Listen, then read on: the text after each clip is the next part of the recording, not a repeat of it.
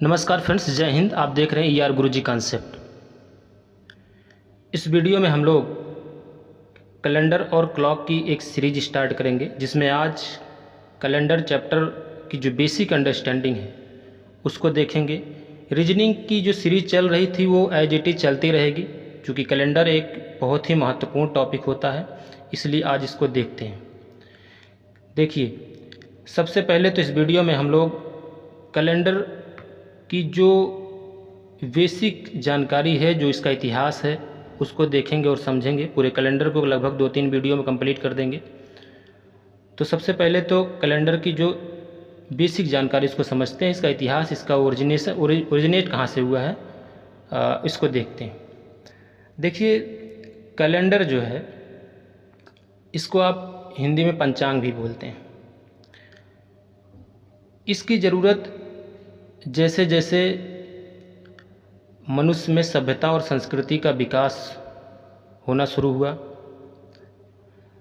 तो जीवन की एक व्यवस्थित प्रक्रिया का आरंभ हुआ और मनुष्य जो है खुद को समय सीमा में समन्वित करने के लिए एक कैलेंडर की ओर उसको ज़रूरत समझ में आई। ठीक है, आज पूरी दुनिया में अनेक प्रकार के कैलेंडर प्रचलित हैं, बहुत सारे तरीके के कैलेंडर हैं, सबका अपना अपना इतिहास भी है। लेकिन जो पूरी दुनिया में सबसे ज़्यादा प्रचलित कैलेंडर हुआ करता था वो है ग्रेगोरियन कैलेंडर, या जिसको आप कहते हैं ग्रेगोरियन कैलेंडर। ठीक है, ग्रेगोरियन कैलेंडर का जो जन्म है वो रोम शहर, रोम देश से हुआ है। सन 1752 में, बात को समझिए ध्यान से, सन 1752 ईस्वी में पूरे ब्रिटिश साम्राज्य में इस कैलेंडर का उपयोग शुरू हो गया था। और जब से इस कैलेंडर की शुरुआत ब्रिटेन से शुरू हुई, ब्रिटिश साम्राज्य में इसकी शुरुआत हुई, तब से लेकर आज तक इसकी जो इम्पोर्टेंस है वो डे पर डे बढ़ती चली गई। ये कैलेंडर अपनी ऑथेंटिसिटी और अपनी जो साइंटिफिक जो कॉन्सेप्ट, उसकी जो वैज्ञानिक जो संकल्पना है, उसके कारण ये ग्रेगोरियन कैलेंडर या ग्रेगोरियन कैलेंडर एक इंटरनेशनल लेवल पर अपनी छवि बना ली, यानी कि अंतर्राष्ट्रीय लेवल पर ग्रेगोरियन कैलेंडर को लोग मानने लगे। ठीक है, ये इसकी कुछ बेसिक जानकारी थी। देखिए, ग्रेगोरियन कैलेंडर की बात हुई, आगे हम जो भारत का राष्ट्रीय पंचांग है उस पर आते हैं। लेकिन उससे पहले, चूँकि कैलेंडर की बात है, तो कैलेंडर में कुछ चीज़ें जान लेते हैं। कुछ कैलेंडर के जो कह सकते हैं आप अंग होते हैं, या इसके जो एलिमेंट होते हैं, वो 5 एलिमेंट कौन कौन से हैं। कैलेंडर के जो 5 एलिमेंट हैं वो हैं, एक तो डे, दिन, सप्ताह, वीक, ये आपको भी पता है, महीने, ठीक है, वर्ष, ईयर और तिथि। किसी भी कैलेंडर को पढ़ने से पहले ये सारी चीज़ें आपको जाननी पड़ती हैं और आप जानते भी हैं। दिन जो होता है किसी भी सप्ताह का, ये कोई भी कैलेंडर हो, दुनिया का कोई भी इंटरनेशनल लेवल का या लेवल का जो कैलेंडर है, सब में यही सारी चीज़ें होती हैं। सबका इतिहास अलग अलग है, लेकिन चीज़ें, कॉन्सेप्ट सब यही होती हैं। दिन, अब देखिए दिन क्या होता है, आपको पता है। सप्ताह का जो 7वां भाग एक दिन के बराबर, यानी कि एक सप्ताह में 7 दिन होते हैं और एक दिन में 24 घंटा होते हैं। और सप्ताह क्या होता है, वीक क्या है, किसी भी वर्ष का जो आप कह सकते हैं कि 52वां भाग होता है, क्योंकि एक साल में लगभग 52 सप्ताह होते हैं। तो किसी भी वर्ष का जो 52वां भाग होता है उसको आप एक सप्ताह कहते हैं। ठीक है, और एक सप्ताह में 7 दिन होते हैं, Monday, Tuesday, Wednesday, Thursday, Friday, Saturday और संडे, 7 दिन हो गए। अब महीना पे आते हैं। महीने क्या है, मंथ क्या है। मंथ जो है किसी भी साल का, किसी भी वर्ष का, आप किसी भी वर्ष का, किसी भी साल का जो 12वां भाग होता है उसको आप मंथ बोल सकते हैं, राइट। मंथ किसी भी ईयर में 12 होते हैं। जनवरी, फरवरी, मार्च, अप्रैल, मई, जून, जुलाई, अगस्त, सितंबर, अक्टूबर, नवंबर और दिसंबर, यानी कि 12 होते हैं। इनमें दिनों की संख्या 28, 29, 30 और 31 होती है। इसको हम विधिवत आगे समझेंगे। अभी बस हम बेसिक जानकारी जो इसका हिस्ट्री है उसको देख रहे हैं और समझ रहे हैं। मंथ हो गया। वर्ष क्या होता है? वर्ष को आप यूं डिफाइन कर सकते हैं कि किसी भी शताब्दी वर्ष का, है ना, शताब्दी मतलब 100, उस किसी भी शताब्दी का जो 100वां भाग होता है उसको वर्ष बोलते हैं। और एक वर्ष में 12 महीने होते हैं, ये अभी आपने देखा। तिथि क्या होता है? किसी भी महीने में 28, 29, 30 और 31 जो दिन होते हैं उसी के हिसाब से उसको तिथि डिफाइन करते हैं। या साल के 365वें या 366 जो लीप ईयर होता है उसके भाग को तिथि बोलते हैं। तो ये छोटी छोटी मोटी जानकारियाँ थी, बेसिक जानकारी जिसको आप कह सकते हैं। अब हम आप आते हैं अपने टॉपिक पर, जो है कि भारत का राष्ट्रीय कैलेंडर, भारत का राष्ट्रीय पंचांग। ठीक है, चलिए इसको यहाँ से हटाते हैं। देखिए, जो भारत का राष्ट्रीय पंचांग है, जो भारत का राष्ट्रीय कैलेंडर है, वो भारत के जो तत्कालिक प्रधानमंत्री थे उस टाइम, पंडित जवाहरलाल नेहरू जी, उनकी ही आग्रह पर ग्रेगोरियन कैलेंडर को एक कैलेंडर के रूप में सरकारी कामकाज के लिए या जो भी सरकार के काम कार्य होते हैं उसके लिए उन्होंने उपयुक्त माना ग्रेगोरियन कैलेंडर को। उस टाइम जब ब्रिटिश साम्राज्य में इसका प्रचलन, इसको बहुत अच्छे से अपनाया जाता था, तो माननीय प्रधानमंत्री जी उस टाइम ग्रेगोरियन कैलेंडर को 22 मार्च 1957 को एक राष्ट्रीय कैलेंडर के रूप में इसको स्वीकार किया प्रधानमंत्री जी ने, और संपूर्ण भारत में इसको लागू कर दिया गया, राष्ट्रीय पंचांग को, जो राष्ट्रीय कैलेंडर था। यही इसका मोटा मोटा छोटा सा इतिहास था। अब हम आगे बढ़ते हैं और देखते हैं कि कैलेंडर के बारे में क्या क्या पॉइंट्स होते हैं, क्या क्या चीज़ें होती हैं जो न्यूमेरिकल को करने के लिए आवश्यक होती हैं। देखिए, साधारण वर्ष क्या है? साधारण वर्ष जब पृथ्वी अपनी धुरी पर सूर्य के चक्कर पूरा लगा लेती है तो हम कहते हैं कि चक्कर लगाने में जो समय लगता है उसको हम कहते हैं कि एक दिन होता है ना। उस चक्कर को बोलते हैं एक दिन। एक दिन में पृथ्वी अपना एक चक्कर लगाती है। पृथ्वी 23 घंटा 56 मिनट, कितना समय, जो एक्चुअल टाइम होता है 23 घंटा 56 मिनट और 4 सेकंड है, या आप कह सकते हैं 4.09 सेकंड, जो एक्चुअल टाइम है। इतने समय में एक चक्कर लगाती है। जब पृथ्वी अपने इलिप्टिकल पाथ पर घूमती है तो पूरा एक चक्कर इतने समय में पूरा कर लेती है। ठीक है, इसको आप सोलर ईयर भी कहते हैं, एक वर्ष भी कहते हैं। और एक चक्कर पृथ्वी पूरे सूर्य के 365 दिन, एक साल जिसको आप बोलते हो पूरा, 365 दिन 5 घंटा और 48 मिनट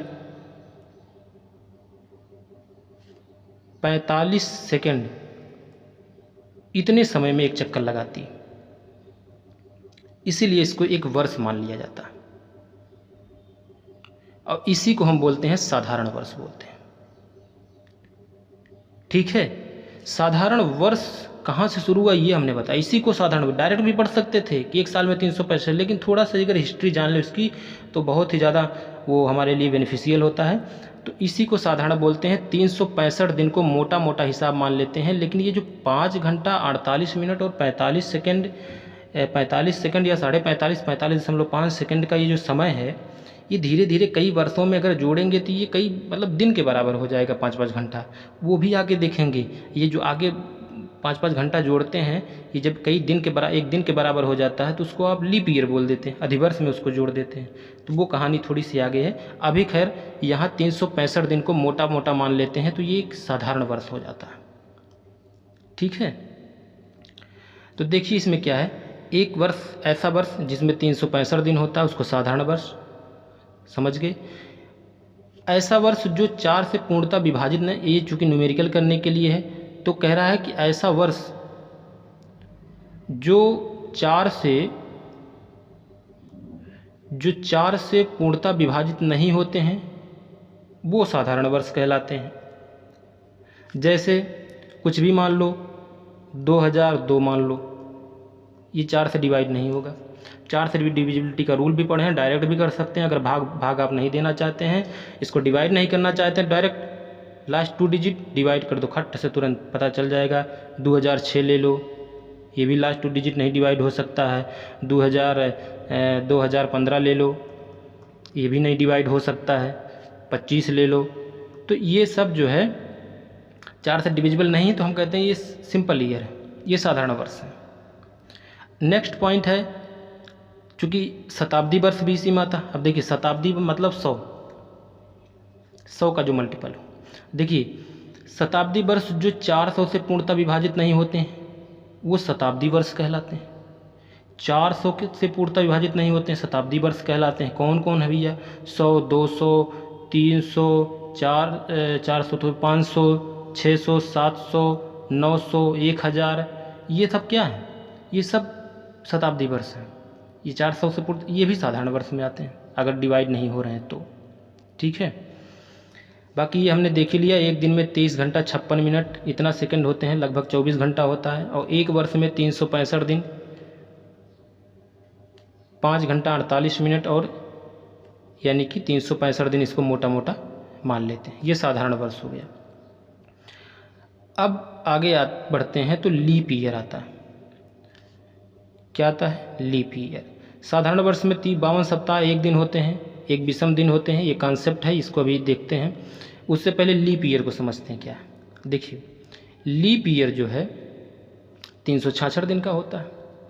कैसे बना 366? वो जो 5 घंटा 48 मिनट और 45 सेकंड जो था, वो जब धीरे धीरे जुड़ता चला गया तो वो 1 दिन के बराबर हो जाता 4 साल में, है ना। तो वो लीप ईयर बन जाता है, तो 1 दिन जुड़ जाता, 366 दिन हो जाता है। लीप ईयर में 52 सप्ताह 2 दिन होते हैं। ये कैसे आया और ये कैसे आया अभी बताते हैं। लीप ईयर में फरवरी 29 दिन की होती है, और सिंपल ईयर साधारण वर्ष में फरवरी 28 दिन की होती है। साधारण वर्ष में फरवरी 28 दिन की होती है, इसमें 0 विषम दिन होते हैं। और 29 दिन की होगी तो 1 विषम दिन होंगे। ये विषम दिन कैसे आएंगे बताते हैं। साधारण वर्ष का पहला दिन और अंतिम दिन समान होता है, बिल्कुल। पहला दिन जो होगा 1 जनवरी को जो होगा वही 31 दिसंबर को होगा। जबकि लीप ईयर में पहला दिन और अंतिम दिन असमान होता है, यानी कि 1 दिन आगे बढ़ जाता है। क्यों? क्योंकि 29 दिन का होता है फरवरी। अगर सोमवार है 1 जनवरी को तो 31 दिसंबर मंगलवार हो जाएगा। तो इस तरीके से देखिए 52 सप्ताह और 1 दिन ये कैसे होता है। 365 में जब आप 7 से भाग देते हो, चूँकि सप्ताह 7 दिन का होता है, तो आप 7 से डिवाइड करोगे तो 7 पचे 35, 1 36, 5 7 दूनी 14, 1 15, यानी कि 1 विषम दिन बच गया। तो 52 पूरा सप्ताह हो जाएगा और 1 विषम दिन बच जाएगा। उसी तरीके से जब 366 में 7 से भाग दोगे तो 52 पूरे सप्ताह हो जाएंगे और 2 उसमें शेष बच जाएगा, यानी कि 2 विषम दिन हो जाएंगे। ठीक है, ये बात समझ में आ गई होगी। अब नेक्स्ट देखते हैं क्या है। नेक्स्ट अब देखिए इधर एग्जाम्पल शुरू हो जाते हैं। विषम दिन कैसे निकालते हैं, आप 7 से भाग देते हो। थोड़ी सी बात समझ लेते हैं यहाँ पे, चलिए देखते हैं। विषम दिन निकालने के लिए जितने दिन रहेंगे उसमें आप 7 से भाग दोगे। अगर ईयर है तो सबसे पहले आप उसमें पता करोगे कितने लीप ईयर है, तो उसमें आप 4 से भाग दोगे। कॉन्सेप्ट पूरा आगे समझेंगे, अभी तो हमने इसका इतिहास देखा। एक सिंपल न्यूमेरिकल देखते हैं 2-4, फिर आगे समझते हैं कैसे क्या है। देखिए कह रहा है कि अगर 1 जनवरी 2009 को बुधवार है तो 31 दिसंबर 2009 को कौन सा दिन होगा। अभी हमने बताया कि अगर सिंपल ईयर है, 4 से डिवाइड नहीं हो रहा है, जब 4 से डिवाइड नहीं हो रहा है तो ये कहते हैं कि ये साधारण वर्ष है। तो साधारण वर्ष का जो पहला दिन होता है वही उसका अंतिम दिन होता है। यानी कि अगर ये बुधवार है तो 31 दिसंबर को क्या होगा, बुधवार होगा। सिंपल सी बात है, साधारण वर्ष का पहला दिन और अंतिम दिन बराबर होता है। नेक्स्ट देखते हैं क्या है। इसमें कह रहा है कि 1 जनवरी 2008 को सोमवार है तो 31 दिसंबर 2008 को कौन सा दिन होगा। देखो सबसे पहले तो ये पता करो कि ये साधारण वर्ष है, सिंपल ईयर है, या लीप वर्ष है, अधिवर्ष है। लीप ईयर मतलब अधिवर्ष है। साधारण वर्ष के लिए 4 से डिवाइड कर दो। 4 से डिविजिबिलिटी का रूल है, last 2 digit must be divisible by 4। Last के 2 डिजिट आपको 4 से डिविजिबल होना चाहिए। तो 4 दूनी 8, 4 दूनी 8 यानी कि ये डिविजिबल है दोनों लास्ट के 2 डिजिट। और जब लास्ट के 2 डिजिट 4 से डिविजिबल है, इसका मतलब ये साधारण वर्ष हो ही नहीं सकता है, ये तो कट गया।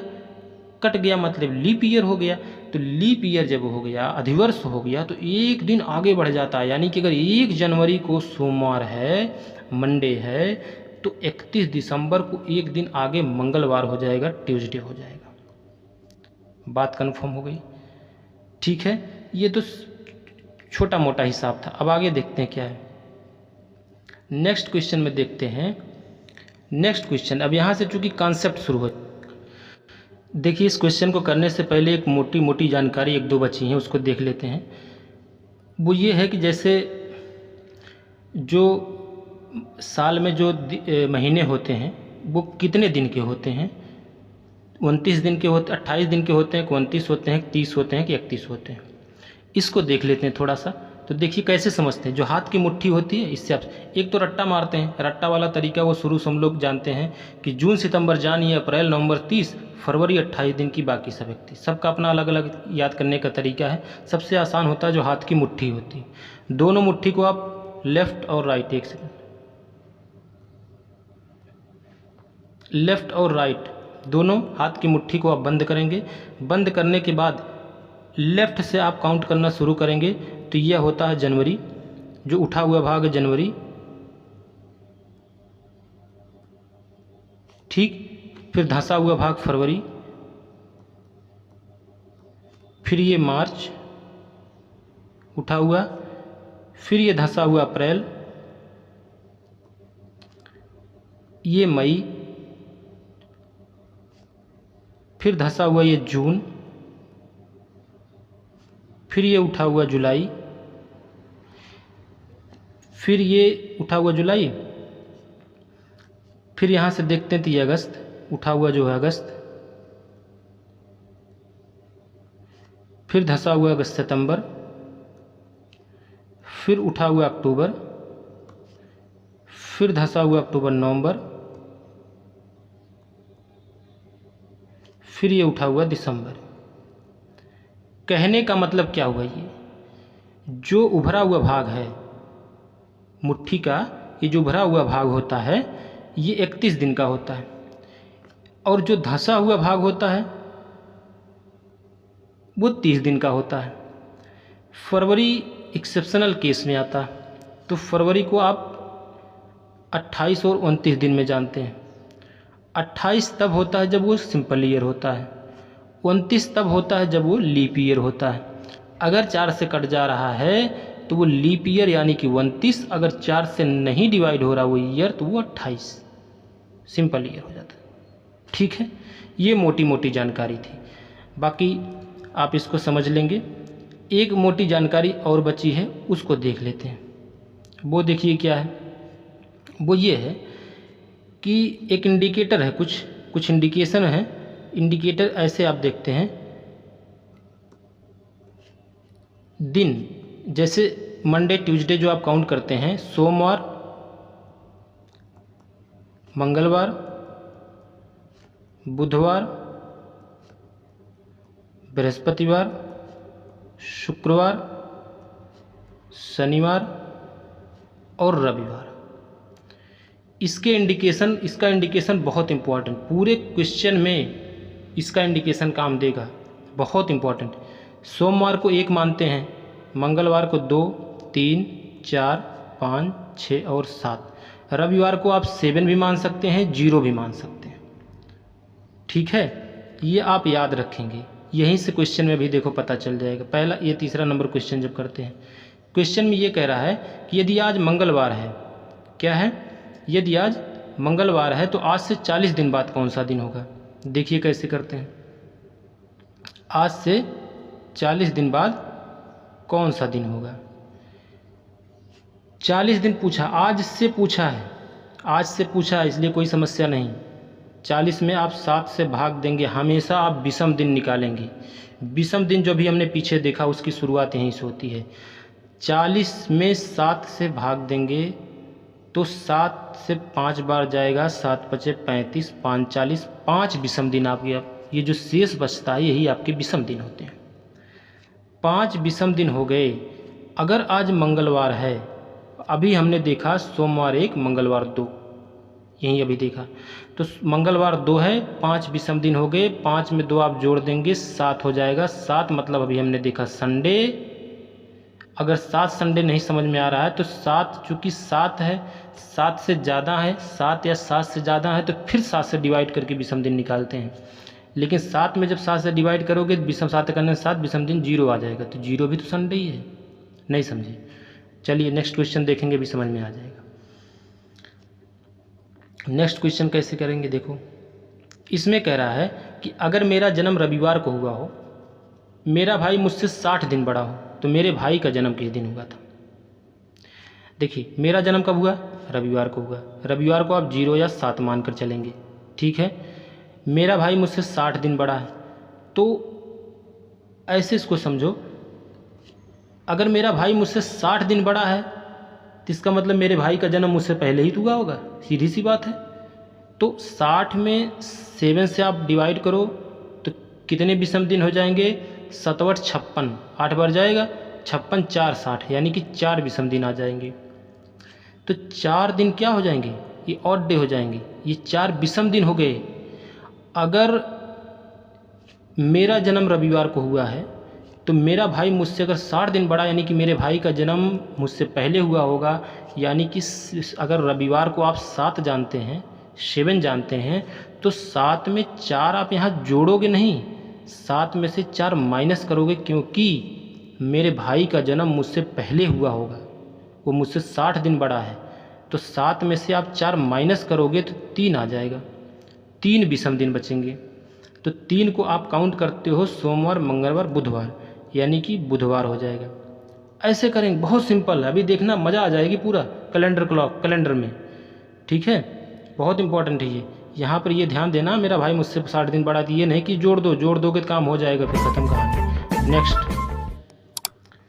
इसमें कह रहा है कि यदि आज बुधवार, अगर आज बुधवार है तो आज के 65 दिन बाद, अभी हमने पीछे वाले क्वेश्चन में देखा आज से अगर होता तो आज से काउंट करते, लेकिन कह रहा आज के 65 दिन बाद, यानी कि आज को आज से 65 होता तो ठीक, आज के 65 दिन बाद यानी कि 66 दिन बाद, आज को ले लो तो 66 दिन बाद। तो 66 में 66 में आप 7 से डिवाइड करोगे, तब आप विषम दिन निकालोगे। 7 से डिवाइड करो, कितनी बार जाएगा, 7 × 56, 7 × 9 = 63, 63 बचेगा कितना, 3 विषम दिन बचेगा।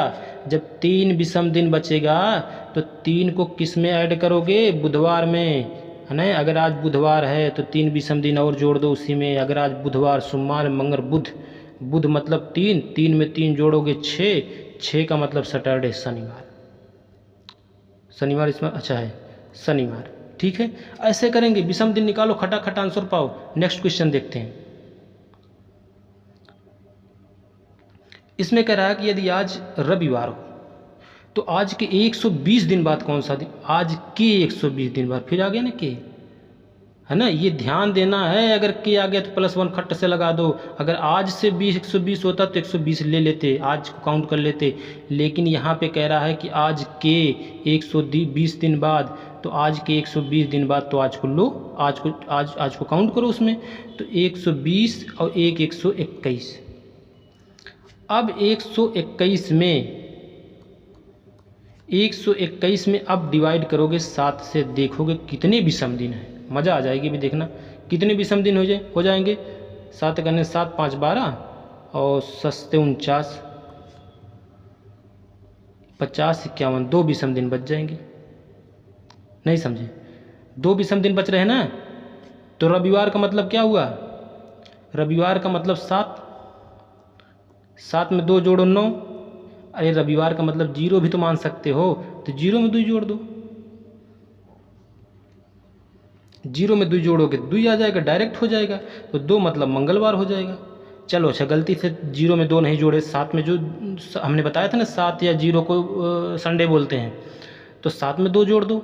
अब 7 में जब 2 विषम दिन जोड़ोगे तो 9 आ जाएगा। अब 9 फिर 7 से ज़्यादा है ना, तो फिर इसको डिवाइड करो, 7 से विषम दिन निकालो। 7 करने 7 2 9 2, फिर तो वही आया, यही तो आया 2 विषम दिन। तो 2 का मतलब सोमवार, मंगलवार हो जाएगा। कितना खटाखट हो रहा है क्वेश्चन, ऐसे पूरा कैलेंडर खत्म हो जाएगा, पता ही नहीं चलेगा कैसे खत्म हो गया। देखो नेक्स्ट क्वेश्चन देखते हैं। देखिए अब कैलेंडर की जो असली मज़ा है, जो असली शुरुआत क्वेश्चन का जो एग्ज़ाम में पूछता है, वो यहीं से पूछता है। शुरुआत तो अब यहाँ से हुई है, लेकिन इसको हम नेक्स्ट वीडियो में करेंगे। इसमें क्या है ना, इस टाइप के क्वेश्चन में जैसे 1 मार्च 2011 को सोमवार हो तो 31 मार्च 2011 को कौन सा दिन होगा। इस टाइप के क्वेश्चन को नेक्स्ट वीडियो में करेंगे। 4 टाइप बनाएंगे उसमें, टाइप 1, टाइप 2, टाइप 3, टाइप 4 करके 4 टाइप बनाएंगे। चारों टाइप में पूरा कैलेंडर का कॉन्सेप्ट ही ख़त्म हो जाएगा। ठीक है, बस इस वीडियो में बस इतना ही था।